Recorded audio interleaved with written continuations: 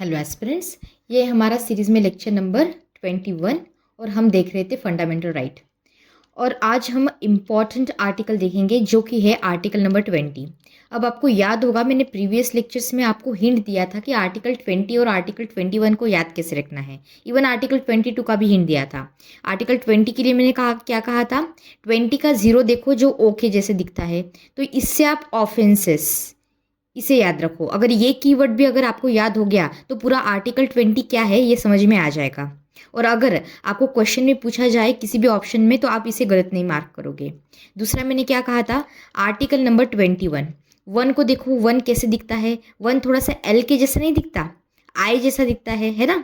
L और आई के जैसा दिखता है वन। तो इससे आपको बस ये कीवर्ड याद रखना है कि राइट टू लाइफ और पर्सनल लिबर्टी। तो लाइफ और लिबर्टी, ये अगर कीवर्ड आपको याद हो गए तो आप समझ जाइए आर्टिकल 21 आपको समझ आ जाएगा। और मैंने आपको आर्टिकल नंबर 22 का हिंट क्या दिया था पिछले लेक्चर्स में कि डबल टू है और अरेस्ट में भी डबल आर है ना। तो डबल आर और डबल टू ये आपको हिंट दिया था। तो आज हम ये आर्टिकल्स देखेंगे विद हिंट्स और आपको स्टोरी के फॉर्मेट में मैं समझाऊंगी। ध्यान से आपको लेक्चर को देखना है। अच्छा, अगर आपको लक्ष्मीकांत के हर चैप्टर की मैंने जो पीडीएफ बनाई है in the form of mind maps, flow charts, diagrams, जिससे कि आप कम से कम टाइम में इसे रिवाइज कर सके और रिकॉल कर सके, तो अगर आप इसे डाउनलोड करना चाहते हो तो ये मैंने टेलीग्राम चैनल पे अपलोड कर दिया है। इसका लिंक मैं डिस्क्रिप्शन बॉक्स में और पिन कमेंट में दे दूंगी, वहाँ से आप इसे फ्री ऑफ कॉस्ट डाउनलोड कर सकते हो। और अगर आपको मेरा काम पसंद आता है तो please subscribe to the channel और आपके दोस्तों के साथ भी इसे शेयर कीजिए और लाइक कीजिए वीडियो को, जिससे कि मुझे भी मोटिवेशन मिले। तो चलिए अभी हम लेक्चर को स्टार्ट करते हैं।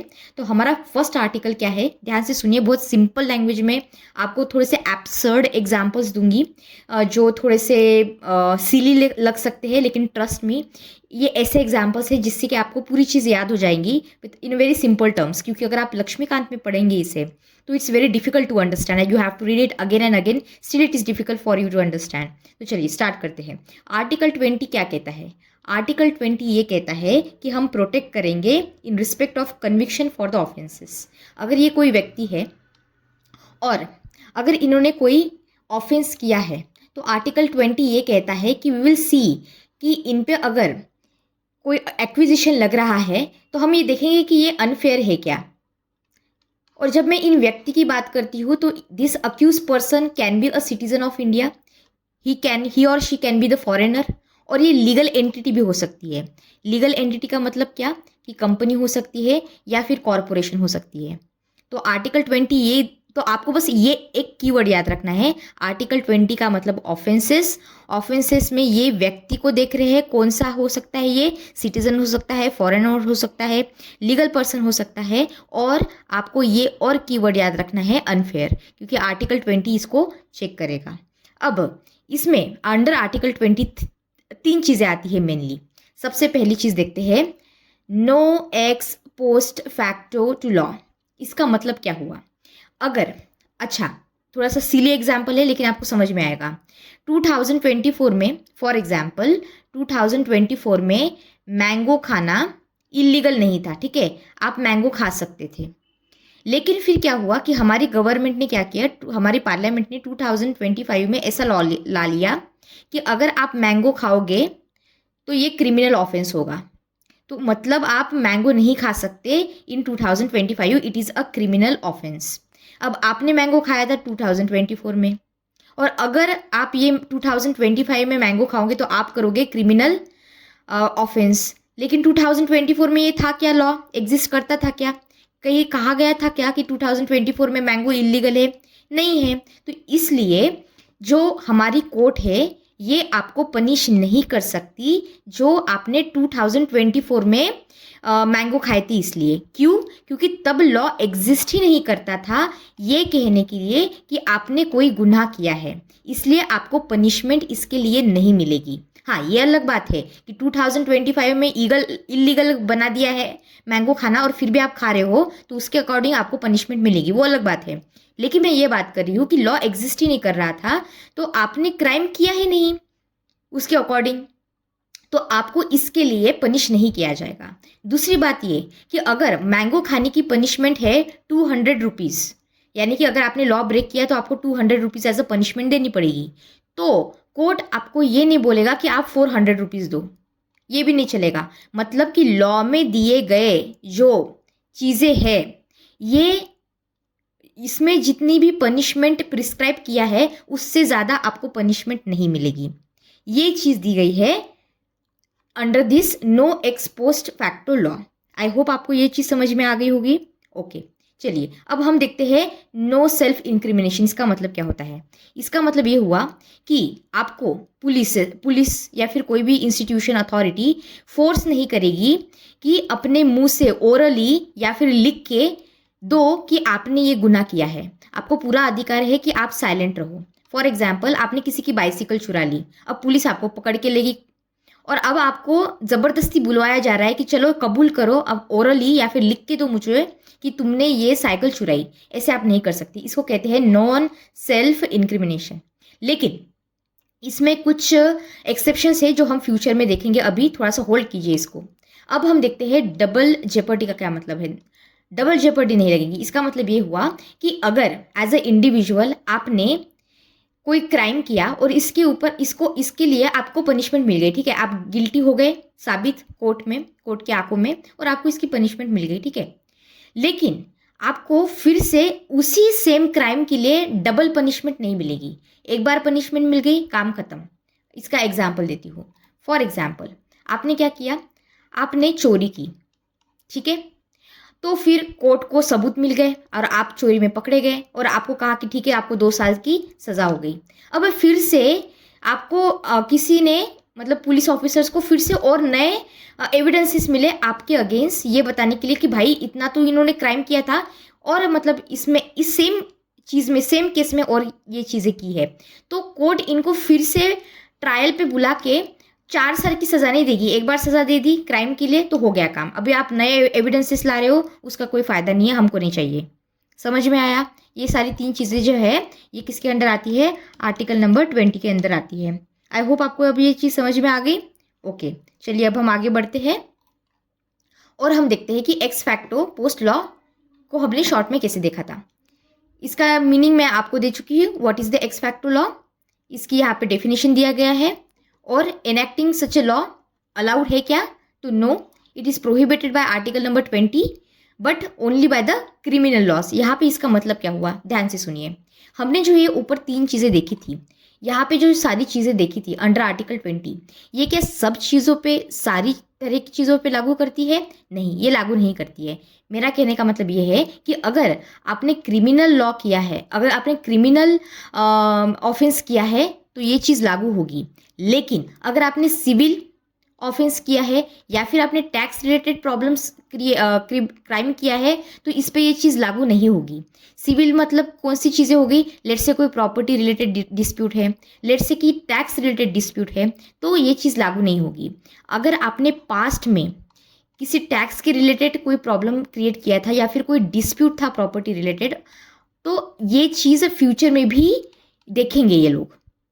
समझ में आया? तो ये मतलब होता है कि ये जो कानून अभी हमने देखा था ये लागू होता है क्रिमिनल लॉस पे, पर लागू नहीं होता on the civil and tax law. I hope आपको ये समझ में आ गया। अब देखिए, सो सिविल लाइबिलिटीज और tax can be imposed retrospectively. तो आंसर क्या हुआ इसका? Yes, they can. और does this provision prohibit the trial under the ex facto law? ये क्वेश्चन का आंसर बताइए। No, it only prohibits conviction और सेंटेंसेस। इसका मतलब ये हुआ कि लेट्स से यहाँ पे कोई एक व्यक्ति है, अब इन्होंने क्राइम किया। अब मैंने आपको कहा था कि एक क्राइम के लिए आप 2 बार पनिशमेंट नहीं दे सकते हो, डबल जेपर्टी में हमने देखा। लेकिन आपको ट्रायल के लिए बुला सकते हैं, मतलब आपको ये कह सकते हैं कि भाई ठीक है ट्रायल पे आ जाओ। ट्रायल पे यहाँ पे जज बैठेंगे और इनको पता चल ही जाएगा कि अच्छा इनको तो मतलब पहली सज़ा दे चुके हैं, तो ये कन्विक्शन, ठीक है। और सेंटेंस, कन्विक्शन मतलब प्रोसेस से जाना कि कैसे किया है, सेंटेंस मतलब इनको फाइनली पनिशमेंट दे देना। तो इन प्रोसेस से ये यहाँ पे इंक्लूड नहीं होगा। सिर्फ एक चीज़ इंक्लूड होगी कि ट्रायल हो जाएगा लेकिन आपको पनिशमेंट फिर से मिल गई है तो मिल गई है, बात यहाँ पे ख़त्म करो, ठीक है। चलो, अब डबल जेपर्डी का आपको कंसेप्ट आई होप समझ में आ गया होगा। अच्छा, मैंने आपको इससे पहले बताया था कि डबल जेपर्डी में एक हमने और एक चीज़ देखी थी, उसे हमने कहा था सेल्फ इंक्रिमिनेशन, यानी कि आपको कोई फोर्स नहीं करेगा कि चलो अपने ओरल में या फिर लिख के हमें बताओ। मतलब आपको कोई ज़बरदस्ती नहीं करेगा ये प्रूव करने के लिए, ये कबूल करने के लिए कि हाँ ये मैंने गुनाह किया है। समझ में आया? लेकिन इसका मतलब ये नहीं है कि आपसे दूसरी चीज़ें नहीं मांगी जाएगी। लेट्स से फॉर एग्जाम्पल आपसे थंब इम्प्रेशन मांगा जा सकता है, आपसे ब्लड सैंपल मांगा जा सकता है। समझ में आया? तो इसको आप मना नहीं कर सकते। आप ये नहीं बोल सकते कि नहीं नहीं मैं अपने फिंगरप्रिंट्स के स्पेसिमेन वगैरह इम्प्रेशन नहीं दूंगा या फिर मैं अपना ब्लड नहीं दूंगा। ये आप इसके लिए मना नहीं कर सकते। ठीक है? आप डॉक्यूमेंट्री जो एविडेंस होते हैं, तो ये प्रोटेक्शन एक्सटेंड किया गया है to the document present in the criminal proceedings के लिए। लेकिन लेट्स से बॉडी एग्जीबिशन है, इसका मतलब ये कि कोई एक अपराधी था और यहाँ पे एक आई विटनेस है। आई विटनेस ने ये बोला कि सर ये जो अपराधी है जिसको मैंने क्राइम सीन पे देखा था, तो इसके लेफ्ट हैंड में टैटू बना हुआ है। तो फिर आपको बोला जा सकता है कि अपना जो ये टैटू है ये दिखाओ। मैं एक एग्जांपल दे रही हूँ आपको समझाने के लिए कि बॉडी एग्जीबिशन का मतलब क्या होता है। ठीक है? फिर है मटेरियल ऑब्जेक्ट्स कि protection does not extend the compulsory production of the material objects. ये कंपल्सरी नहीं है, ये ध्यान में रखना है। और ओरल एविडेंस का मैं आपको बता चुकी हूँ कि प्रोटेक्शन इसके लिए एक्सटेंड किया गया है इन द क्रिमिनल प्रोसीडिंग्स। और सिविल प्रोसीडिंग्स का क्या है कि protection does not extend to the civil proceedings. मतलब ये सारी जो चीज़ें हैं ये है क्रिमिनल प्रोसीडिंग्स के लिए, सिविल प्रोसीडिंग्स के लिए ये चीज़ें नहीं है। सिविल प्रोसीडिंग्स का मीनिंग क्या होता है मैं अभी आपको बता चुकी हूँ। अब देखते हैं safeguarding the life and liberty. Life और लिबर्टी एल और आई कैसे दिखता है? 1 जैसे दिखता है। तो आर्टिकल 21 ये आपको चीज़ ध्यान में रखनी है। आर्टिकल 21 क्या कहता है? आर्टिकल 21 ये कहता है कि एज एन इंडिविजुअल ये आपका फंडामेंटल राइट है कि आप एग्जिस्ट करो, आप अच्छे से जिंदगी अपनी व्यतीत करो। पर्सनल लिबर्टी ये कहता है कि आपको फ्रीडम है अनलॉफुल रिस्ट्रेन और डिटेंशन से, यानी कि आपको कोई अनलॉफुली रिस्ट्रेन नहीं कर सकता और डिटेन नहीं कर सकता। As a citizen of India आपको एज ए इंडिविजुअल पूरा राइट है कि आप अपने आप को फुल्ली डेवलप कर सको। समझ में आया? ये सारी चीज़ें आती है अंडर आर्टिकल 21। इवन हमारे सिटीजन्स ही नहीं तो जो नॉन सिटीजन्स है, इंडिविजुअल है, ये भी individuals without full legal rights in a country, इनको ये प्रोवाइड किया गया है। ठीक है? अब हम एक बहुत इंपॉर्टेंट टॉपिक देखेंगे जो हमने इसके पहले भी देखा था, वो है प्रोसीजर एस्टैब्लिश बाय लॉ और due process of law. Due process of law आपकी रिवीजन भी हो जाएगी यहाँ पे। मैं आपको जो अभी समझाने वाली हूँ टॉपिक उसके लिए। अब देखिए क्या हुआ था, अब स्टोरी के फॉर्मेट में समझेंगे इस चीज़ को, ध्यान से सुनिए। एक गोपालन केस आया था। तो गोपालन केस जब भी आता है तब आपको बस एक चीज़ ध्यान में रखनी है गोपालन केस में कि यहाँ पे हमारे जो आदरणीय सुप्रीम कोर्ट है इन्होंने दिया था article 21 life right to liberty and personal liberty और लाइफ का नैरो इंटरप्रिटेशन। क्या दिया था? Narrow interpretation. इतना भी अगर आपको ध्यान में आ जाए तो भी ठीक है। ठीक है? तो क्या हुआ, हमारा गोपालन केस आया 1950 में। यहाँ पे क्या कहा गया आर्टिकल 21 में कि आप जिस प्रोटेक्शन की बात कर रहे हो अंडर आर्टिकल 21, तो ये आपको प्रोटेक्ट करेगा under the arbitrary executive action, लेकिन ये आपको प्रोटेक्ट नहीं करेगा under arbitrary legislative action. Executive का काम क्या होता है? आप पॉलिसी को इम्प्लीमेंट करो। जो हमारे लेजिस्लेटिव का काम क्या होता है? आप लॉ को बनाओ। तो यहाँ पे गोपालन केस में आदरणीय सुप्रीम कोर्ट क्या कह रहे हैं?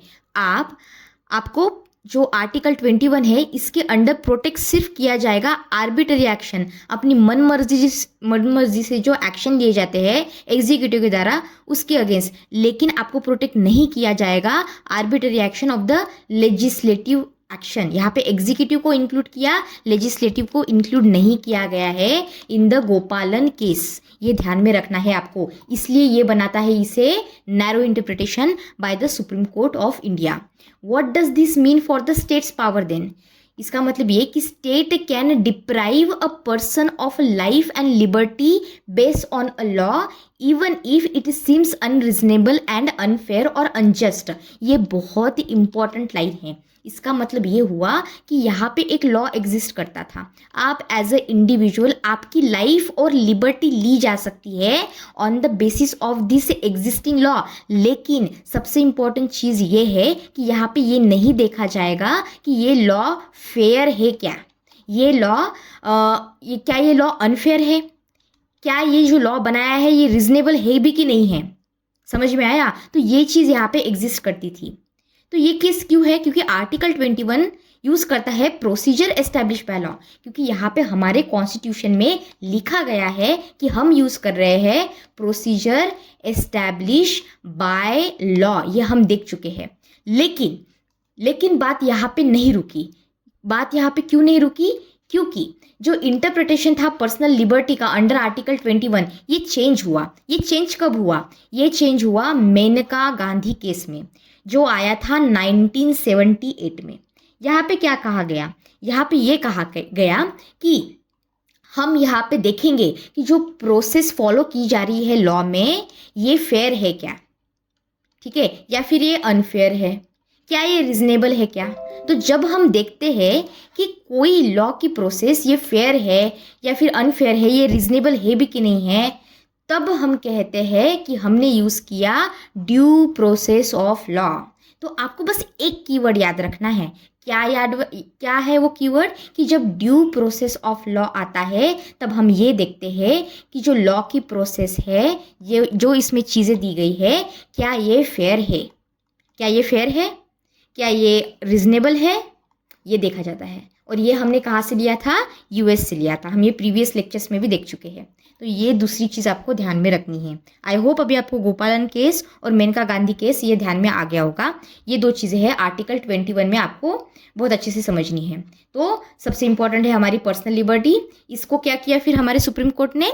गोपालन केस में तो इसको नैरो इंटरप्रेट किया था, लेकिन हमारे जो मेनका गांधी केस है इसमें इसको वाइड रेंज दी। यानी कि हमारे सुप्रीम कोर्ट ने ये कहा कि जब हम पर्सनल लिबर्टी की बात करते हैं तो सिर्फ हम ये बात नहीं कर रहे कि सिर्फ एग्जिस्ट करेंगे, आपको बस एग्जिस्ट करना है और किसी जैसे तैसे ज़िंदगी जीनी है, नहीं, आपको खुद को डेवलप करने का भी अधिकार है, आपको अच्छे से रहने का भी अधिकार है। तो बहुत ब्रॉडर सेंस में यहाँ पे हमारे सुप्रीम कोर्ट जा रही है। तो you have the right to life encompass living the dignity के साथ, आप अपनी डिग्निटी के साथ सेल्फ रिस्पेक्ट के साथ जिए।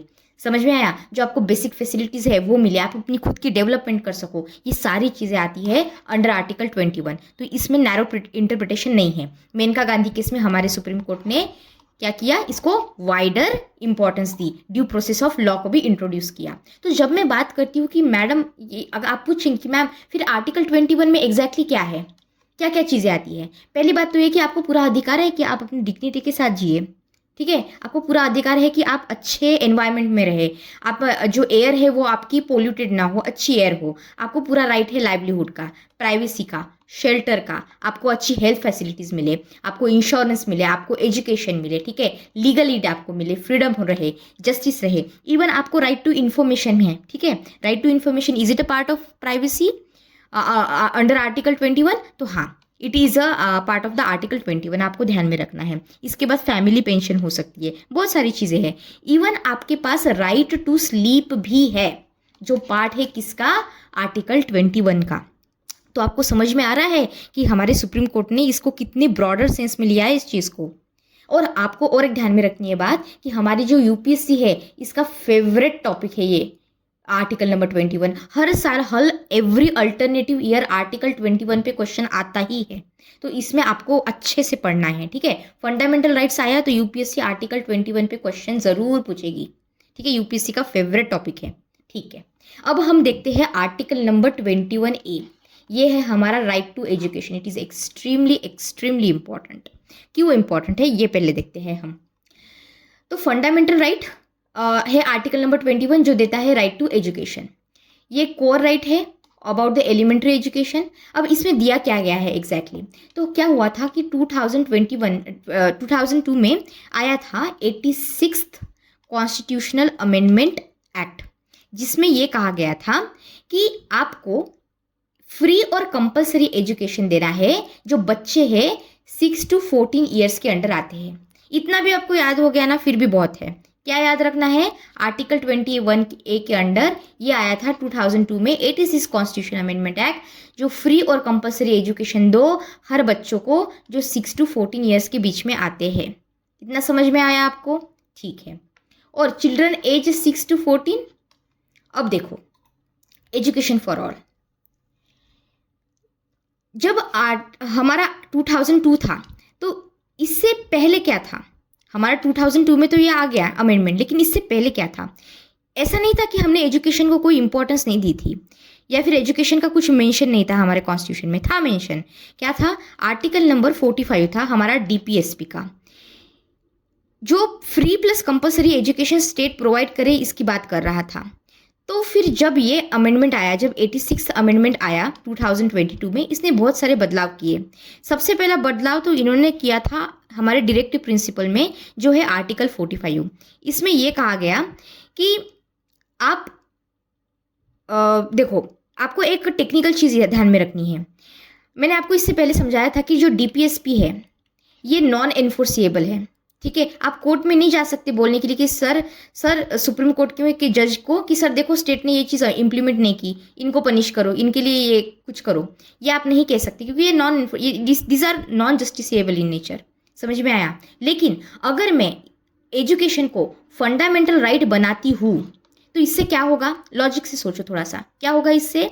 इससे ये चीज़ होगी कि हमारे जो सुप्रीम कोर्ट है ये अपना जुडिशियल रिव्यू का पावर यूज़ कर पाएंगे, ये इंटरवेंशन कर पाएंगे, ये बोल पाएंगे कि अरे ये फंडामेंटल राइट है, स्टेट क्या आप ठीक से काम कर रहे हो क्या? ये चीज़ इंप्लीमेंट करो, ये चीज़ हटाओ, ये ठीक नहीं है, इस चीज़ को इंप्लीमेंट करो। तो यहाँ पे इंटरवेंशन हो रहा है कोर्ट का। आपको सिग्निफिकेंस समझ में आ रही है? तो पहले तो लिमिटेड एक्सेस था, education not the fundamental right, तो यहाँ पे ये डाउनफॉल था। लेकिन 86 अमेंडमेंट ने ये चीज़ लाई। ये आपको समझ में आया? तो जो 2002 का 86th अमेंडमेंट है, इसने क्या किया? चेंज किया। तो चेंज क्या किया? सबसे पहला तो चेंज ये आया कि हमारा आर्टिकल नंबर 45 जो कि directive principle of state polity है, इसमें यह कहा गया कि स्टेट आप चाइल्डहुड केयर दीजिए प्लस एजुकेशन दीजिए। किसको? जो 6 साल तक के बच्चे हैं उनको। ये हम क्या देख रहे हैं? 86th अमेंडमेंट एक्ट ने जो बदलाव किए हैं आर्टिकल 45 में, जो कि है डीपीएसपी। कौन सा बदलाव किया? पहला बदलाव ये किया कि स्टेट को बोला गया, स्टेट अभी क्या करेगा? एंडेवर करेगा कि चिल्ड्रन को एजुकेशन दे, और कब तक? Up to the 6 year. ठीक है, ये पहला बदलाव। दूसरा और क्या किया गया? फंडामेंटल ड्यूटी ऐड की गई। इसमें आर्टिकल नंबर 51A में क्या बोला गया कि ये ड्यूटी बनती है हर सिटीजन की कि वो अपने वार्ड मतलब अपने बच्चे को जो 16 to 14 ईयर्स है उनको फ्री एजुकेशन प्रोवाइड करे। अच्छा, अब यहाँ पे हायर एजुकेशन को क्यों इंक्लूड नहीं किया गया? देखो, ऐसा तो नहीं है कि ये पहले नहीं था, मतलब 2003 में इसका मेंशन किया गया था। सॉरी 2003 नहीं, 1993 में यहाँ पे सुप्रीम कोर्ट ने कहा था कि जो फंडामेंटल राइट है ये आप प्रायोरिटी दीजिए एजुकेशन को, राइट टू लाइफ के अंडर, ठीक है, राइट टू लाइफ के अंडर। लेकिन इसके पहले 1992 में ये चीज़ बोली गई थी सुप्रीम कोर्ट से कि आपको 6 to 14 तो है ही, इसके साथ साथ जो प्रोफेशनल या फिर मेडिकल एजुकेशन, हायर एजुकेशन होता है उसका भी आपको राइट है। लेकिन ये फिर चीज़ निकाली गई। तो ये चीज़ क्यों निकाली गई? हायर एजुकेशन की इसका अधिकार क्यों नहीं दिया गया? क्योंकि हमारे स्टेट के पास है लिमिटेड रिसोर्सेस। तो आप 14 ईयर तक ठीक है, आपको फ्री एजुकेशन मिलेगा, लेकिन 14 ईयर के बाद because of the economic limitations और रिसोर्सेज की लिमिटेशंस की वजह से इस चीज़ को निकाला गया था। ये आपको चीज़ ध्यान में रखनी है, ठीक है। तो फ्री एंड कंपलसरी एजुकेशन कैसा है, ये डायग्राम के फॉर्मेट में मैंने आपको यहाँ पे दिया गया है, ठीक है, जो अभी आपको मैंने एक्सप्लेन किया। अब आपका ये हो गया। अब हम देखते हैं नेक्स्ट वन। यहाँ पे मैंने आपको समझाया limited access to universal education का। अब देखते हैं हम progression of the education rights. इसका मतलब क्या हुआ? इकोनॉमिक कैपेसिटी लिमिट ये हो गई स्टेट की, क्योंकि स्टेट नहीं इतना सारा प्रोवाइड कर सकता है। दूसरा, इनिशियल रिकॉग्निशन सुप्रीम कोर्ट ने फर्स्ट एक्नॉलेज किया था, कब किया था? 1993 में किया था कि ये पार्ट है एजुकेशन अंडर आर्टिकल 21, तो आपको ईयर यहाँ पे ध्यान में रखना है। फ्री एजुकेशन मैंडेट कौन सी है? फ्रॉम 6 to 14 ईयर्स की है, ये आपको ध्यान में रखना है। लेकिन हमारे आर्टिकल नंबर 45 में स्टेट को बोला गया कि 6 ईयर तक भी आपको चाइल्डहुड केयर प्रोवाइड करनी है। समझ में आया? ठीक है, चलिए अभी हम आगे बढ़ते हैं और देखते हैं राइट टू एजुकेशन एक्ट 2019 क्या है। जो भी हमने अभी ऊपर देखा, जो 86 कॉन्स्टिट्यूशनल अमेंडमेंट एक्ट से लाया गया था इन 2002, इसको इम्प्लीमेंट करने के लिए मैनिफेस्टेशंस भी तो देखने पड़ेंगे कि कौन से मैनिफेस्टेशंस है। लॉ आपने बता दिया पार्लियामेंट ने, कोर्ट ने इस पर सुनवाई दे दी, अपना ओपिनियन दे दिया, लेकिन पार्लियामेंट को लॉ भी तो लाना पड़ेगा इसको इम्प्लीमेंट करने के लिए। तो इससे ही एक प्रॉपर आपको मैनिफेस्टेशन दिखता है। It is in the form of right to education act of 2009। अब ये क्या है? इसमें इंक्लूड किया गया है inclusive elementary education, ultimate goal act. यहाँ पे ये देखा जाएगा कि आप सेटिस्फैक्ट्री और इक्विटेबल क्वालिटी एजुकेशन प्रोवाइड कर रहे हो कि नहीं कर रहे हो। इसेंशियल नॉर्म्स और स्टैंडर्ड्स और गाइडलाइंस को फॉलो किया जा रहा है कि नहीं किया जा रहा है। तो ये है अंडर आर्टिकल 21E। अच्छा, जो हमारी न्यू एजुकेशन पॉलिसी आई थी 2000 अभी जो 2020 में आई थी, तो इससे भी आप चीज़ों को रिलेट कर लेना, ठीक है? ये हमारे न्यू एजुकेशन पॉलिसीज़ में कौन सी अच्छी चीज़ें दी गई है, ठीक है? अब हम देखते हैं protection against the arrest and detention. इसका क्लू मैंने आपको क्या दिया था? आर कितनी बार दिया गया है? 2 बार दिया गया है, तो आर्टिकल 22। इस तरह से आपको याद रखना है, protection against arrest and detention. तो इसमें आपको ना 2 बहुत इंपॉर्टेंट चीज़ें ध्यान में रखनी है। कौन सी है? सबसे पहली है प्यूनिटिव डिटेंशन, और दूसरी कौन सी है? ये देखिए, यहाँ पे है प्यूनिटिव डिटेंशन, दूसरा है प्रिवेंटिव डिटेंशन। अब ये सारी जो चीज़ें हैं, ये क्या है, ये आप वर्ड ब्रेकडाउन से समझो। प्रिवेंटिव डिटेंशन, प्रिवेंटिव को देखो, प्रिवेंटिव का मतलब क्या हुआ? कुछ प्रिवेंट कर रहे हैं। क्या प्रिवेंट कर रहे हैं? मतलब on the basis of suspicion state को ये लग सकता है कि भाई ये जो व्यक्ति है ये शायद इन फ्यूचर कुछ प्रॉब्लम क्रिएट करे, तो पहले ही इनको क्या करते हैं हम? प्रिवेंटिव डिटेंशन करते हैं, मतलब इनका पहले ही डिटेंशन करते हैं। जैसे कि आपको मैं एक रिलेटेबल एग्जांपल देती हूँ। आपको याद है आर्टिकल 370 को एब्रोगेट किया गया था जम्मू एंड कश्मीर, है ना? और फिर वहाँ पे क्या किया गया था कि जो पॉपुलर लीडर्स थे, पॉलिटिकल लीडर्स थे वहाँ के, तो उनको हाउस अरेस्ट पे रखा गया था। It is one form of the manifestation of this preventive detention. अब आपको समझ में आ गया होगा एग्जाम्पल। और फिर यहाँ पे है प्यूनिटिव डिटेंशन। इसका मतलब ये है कि ये पनिश करता है someone for the crime after the trial and conviction. तो दोनों चीज़ों में ये डिफरेंस है कि जब प्यूनिटिव डिटेंशन की बात आती है तब आपको पनिश किया जा रहा है after the trial for the crime you have committed, लेकिन यहाँ पे क्या किया जा रहा है? आपको प्रिवेंट किया जा रहा है कि आप फ्यूचर में ये चीज़ ना करो। On the basis of what? On the basis of कि भाई ये कुछ गड़बड़ ना कर दे इन फ्यूचर, ठीक है? तो अब देखो, हमारा जो प्रिवेंटिव लॉ है, okay, the right to detain the person, इसमें 2 चीज़ें आती हैं। पहली ये ऑर्डिनरी लॉ की, और दूसरी है प्रिवेंटिव डिटेंशन लॉ। इसमें ग्राउंड क्या है? Ground informed. यहाँ पे आपको बोला जाएगा कि कौन से ग्राउंड पे आपने चीज़ें की, तो ऑर्डिनरी लॉ के अंडर आपको घोषित किया जाएगा कि आपने क्राइम किया है। और यहाँ पे है प्रिवेंटिव डिटेंशन। अब ये चीज़ आपको ध्यान से समझनी है। डिटेंशन, जब मैं डिटेंशन की बात कर रही हूँ तो 2 डिटेंशन है, एक है प्यूनेटिव डिटेंशन PU, और दूसरा है प्रिवेंटिव डिटेंशन। प्यूनेटिव डिटेंशन मैंने आपको ही बताया क्या है? After the trial. Preventive detention का मतलब क्या हुआ कि विदाउट ट्रायल आपको सस्पिशन के बेसिस पे क्या किया जा रहा है? एज अ प्रिकॉशनरी मेजर आपको बंद किया जा रहा है, या फिर आपको कुछ बताया जा रहा है कि आप ये चीज़ करो, ठीक है? अब देखो, हमारा जो आर्टिकल नंबर 22 है, इसमें और 2 पार्ट्स है। तो 2 से 2 ध्यान में रखो, और एक चीज़ ध्यान में रखो कि इसके 2 पार्ट्स है। पहला पार्ट क्या है? पहला पार्ट मैंने आपको अभी बताया, जो ऑर्डिनरी लॉ का है, ठीक है? तो पहला पार्ट देखते हैं हम, ऑर्डिनरी लॉ। अब ऑर्डिनरी लॉ का मतलब क्या हुआ? ऑर्डिनरी लॉ से आपको क्या किया गया है, अरेस्ट किया गया है। तो जब ये चीज़ होती है तो आर्टिकल 22 आपको क्या देता है, कुछ अधिकार देता है। कैसे अधिकार देता है? पहला अधिकार आपका ये है कि आपको इन्फॉर्म किया जाएगा कि भाई आपको अरेस्ट किया है तो क्यों किया है। दूसरा आपका अधिकार ये है कि आप कंसल्ट कर सकते हो लॉ को, लॉयर को, ठीक है, या फिर जो लीगल प्रैक्टिशनर होते हैं उनको आप कंसल्ट कर सकते हो, ये आपका अधिकार है। उसके बाद आपका क्या अधिकार है कि आपको प्रोड्यूस किया जाए, आपको दिखाया जाए मजिस्ट्रेट के सामने विद इन 24 आवर्स।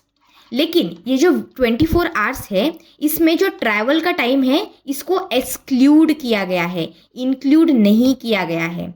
ये एक्सक्लूडेड टाइम है क्योंकि जो हमारे लक्ष्मीकांत है इसमें इंक्लूडेड टाइम लिखा गया है। तो प्लीज़ आप इससे गलती से मत करना, 24 आवर्स में जो ट्रैवल टाइम है इसको इंक्लूड नहीं करते हैं। समझ में आया? इतना बात ध्यान में रखना आप। और आपको कौन सा अधिकार है कि आपको क्या किया जाएगा, आपको रिलीज किया जाएगा आफ्टर 24 आवर्स, ठीक है। अगर मैजिस्ट्रेट को लगा तो फिर तो अलग बात है, फिर तो आपको पकड़ा जा सकता है, आपको रखा जा सकता है वहाँ पे, नहीं तो आपको फिर 24 आवर्स के बाहर छोड़ देंगे, ठीक है। तो ये जो चीज़ें मैंने आपको अभी अभी बताई ये किस किस के लिए है? ये है क्रिमिनल चीज़ों के लिए, या फिर किसी ने क्वाज़ाई क्रिमिनल जैसा कोई एक्ट किया हो, या फिर पब्लिक इंटरेस्ट में लग रहा है कि ये चीज़ करनी ज़रूरी है। यहाँ पे अगर कोई एलियन है, एनिमी एलियन का सिटीज़न है तो इसको ये फैसिलिटी प्रोवाइड नहीं की जाएगी अंडर आर्टिकल 22। या फिर अगर आप प्रिवेंटिव डिटेंशन में हो तो तब भी आपको ये चीज़ नहीं की जाएगी आपके साथ। या फिर अगर आपको कोर्ट ने सिविल अरेस्ट पे रखा है या फिर डिपोर्टेशन किया जा रहा है किसी एनिमी कंट्री को, किसी व्यक्ति का, तब भी ये चीज़ लागू नहीं होगी। ये चीज़ आपको ध्यान में रखनी है। अच्छा, तो हमने पार्ट 1 देख लिया, अब देखते हैं हम पार्ट 2। पार्ट 2 क्या बात कर रहा है वो देखो, यहाँ पे लिखती हूँ मैं पार्ट 2। पार्ट 2 में आता है प्रिवेंटिव डिटेंशन लॉ। इसमें सिटीजन्स भी है और एलियंस भी है जो प्रोटेक्ट करता है आर्टिकल नंबर 22। इसमें 3 चीज़ें मेन दी गई है, बहुत ही सिंपल चीज़ है। पहली चीज़ तो ये बोली गई है कि भाई आपको प्रिवेंटिव डिटेंशन में किसी को डिटेन करना है तो आप बस 3 मंथ तक इसको डिटेन कर सकते हो, और अगर आपको 3 महीने से ज़्यादा इनको डिटेन करना है तो आपको जो हमारे हाई कोर्ट के जजेस है इनकी एडवाइजरी बोर्ड का अप्रूवल लगेगा, ठीक है। दूसरी बात ये है कि हम ग्राउंड्स की बात कर रहे हैं।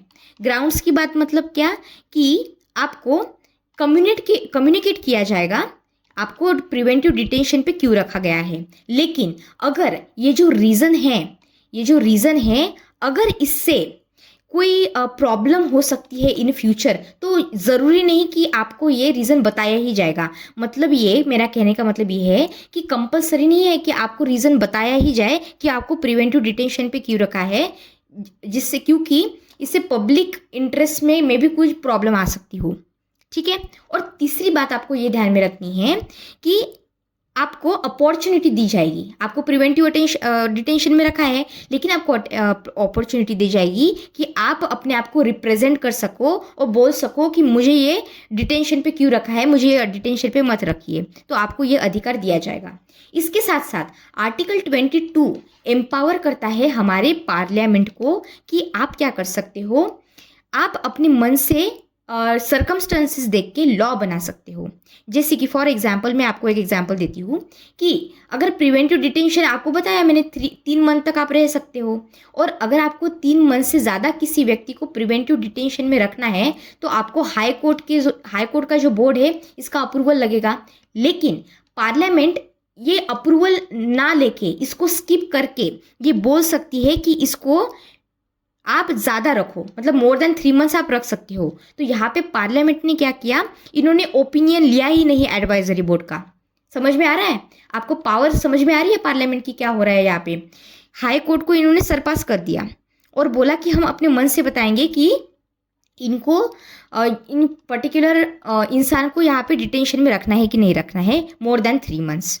दूसरी चीज़ ये है कि मैक्सिमम डिटेंशन पीरियड भी पार्लियामेंट डिसाइड कर सकता है, और प्रोसीजर किस तरह से फॉलो करनी है ये हाई कोर्ट के बोर्ड को ये भी जो हमारा पार्लियामेंट है ये बता सकता है। तो प्रोसीजर भी बताएगा पार्लियामेंट। समझ में आया? अब देखिए क्या हुआ था कि 44th अमेंडमेंट एक्ट आया था, ठीक है। 44th अमेंडमेंट एक्ट आया था जिसमें ये बोला गया था कि रिड्यूस करो भाई ये डिटेंशन को, 3 मंथ है तो 3 मंथ से 2 मंथ का टाइम पीरियड रखो। लेकिन क्या हुआ ना कि हमारे पार्लियामेंट ने इसके ऊपर कोई एक्शन ही नहीं लिया, तो ये जैसे कि तैसे ही पड़ा हुआ है। तो अभी के लिए तो 3 मंथ्स का ही पीरियड यहाँ पे देखा जाता है। ये एक छोटी सी बात है, ठीक है। अब देखिए, जो प्रिवेंटिव डिटेंशन है, इसका डिटेंशन पीरियड पार्लियामेंट अथॉरिटी क्या है और कॉन्करेंट अथॉरिटी क्या है ये देखते हैं। जैसे हमारी पार्लियामेंट है और स्टेट लेजिस्लेचर है, राइट। तो जब हम पार्लियामेंट की बात करते हैं तो प्रिवेंटिव डिटेंशन के रिलेटेड एक्सक्लूसिव राइट से हमारे पार्लियामेंट को बनाने का कोई भी लॉ जो कि है defence related, foreign affairs related, ठीक है, फॉरेन अफेयर्स आ गए और सिक्योरिटी आ गई। तो अगर जब डिफेंस की बात आती है कंट्री के, फॉरेन अफेयर्स की बात आती है या फिर सिक्योरिटी की बात आती है, तो पार्लियामेंट को एक्सक्लूसिव राइट्स हैं कि ये लॉ बना सकते हैं। लेकिन जो स्टेट लेजिस्लेचर है, तो आपको बस इतना ध्यान में रखना है कि parliament plus state legislature law बनाएगी जब आएगी स्टेट की बात। तो जब स्टेट इन्वॉल्व है तो पार्लियामेंट और स्टेट लेजिस्लेचर दोनों भी आ गए। लेकिन जब डिफेंस, फॉरेन एंड सिक्योरिटी यहाँ की बात आ गई तो यहाँ पे एक्सक्लूसिव राइट्स है हमारे पार्लियामेंट के, ठीक है। तो प्रिवेंटिव डिटेंशन लॉस क्या, ये कुछ एग्जांपल्स दिए हैं मैंने। ये सारे एग्जांपल्स में से आपको कुछ 2 या फिर 3 ध्यान में रखिए जिससे कि आप इसे लिख सको अपने मेंस के आंसर राइटिंग में, और आपको एक जनरल आइडिया भी हो इसके रिलेटेड। और अगर MCQ में आपको 4 ऑप्शन में से एक ऑप्शन को चूज़ करना पड़े तो आप इसको चूज़ कर सको, इतना इसके लिए आप बस एक बार इसे देख लीजिएगा, ठीक है। ठीक है, अब हम लास्ट एक चीज़ देखते हैं कि हमारे डेमोक्रेसी में प्रिवेंटिव डिटेंशन का क्या चीज़ है, क्या क्या महत्व है। जब हम USA को देखते हैं या फिर ब्रिटेन को देखते हैं तो ये दोनों भी डेमोक्रेसीज है, ये हमको पता है। लेकिन अनफॉर्चुनेटली हमारी कंट्री में प्रिवेंटिव डिटेंशन जैसा लॉ एग्जिस्ट करता है जो कि USA में एग्जिस्ट नहीं करता, और ब्रिटेन में सिर्फ यूज़ किया गया था World War I और World War II के टाइम पे।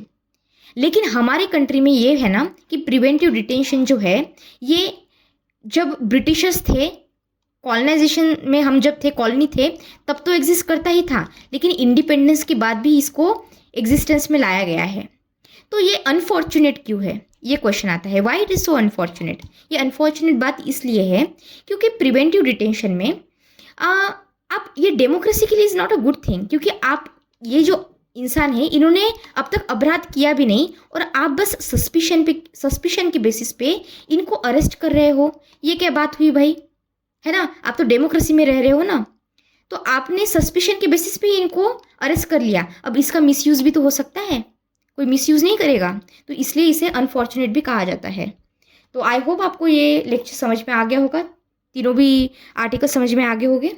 तो आप इसको अच्छे से रिकॉल कीजिए, रिवाइज कीजिए और विदाउट एनी स्ट्रेस। और अगर आपको मेरा काम अच्छा लगता है तो please subscribe to the channel, आपके दोस्तों के साथ भी इसे शेयर कीजिए। Thank you very much, God bless you all.